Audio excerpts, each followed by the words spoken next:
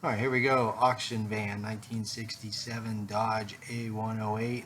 It's a 318 727 automatic transmission van.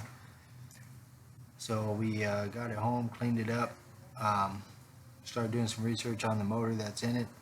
Come to find out it is a 1975 318 with unknown mileage or anything. The original motor was actually in the back of the van. It was pretty much trashed. Looked like it spun some bearings. The van itself shows 32,000 miles.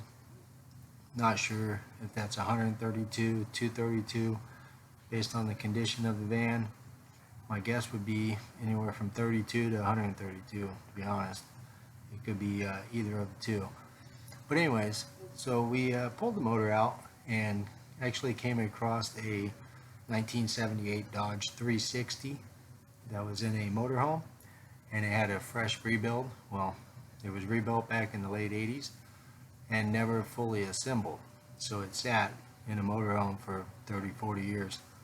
So I picked that up. We tore it apart, had to put new bearings, everything in it, clean the crank up. Basically the assembly lube it wasn't even a lubricant anymore. It was just a dried up film. So we had to go through and clean the whole motor up. The camshaft was rusted, so we had to put a new camshaft, bearings, oil pump. We did a timing chain.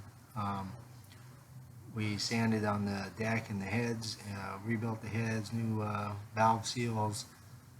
Pretty much just cleaned up the whole inside of the motor and freshened it up. So it's running the 1978 Dodge 2-barrel. Stock intake manifold and carburetor. It's a Holley 2-barrel. It's kind of an oddball one. It's like a smog style 2-barrel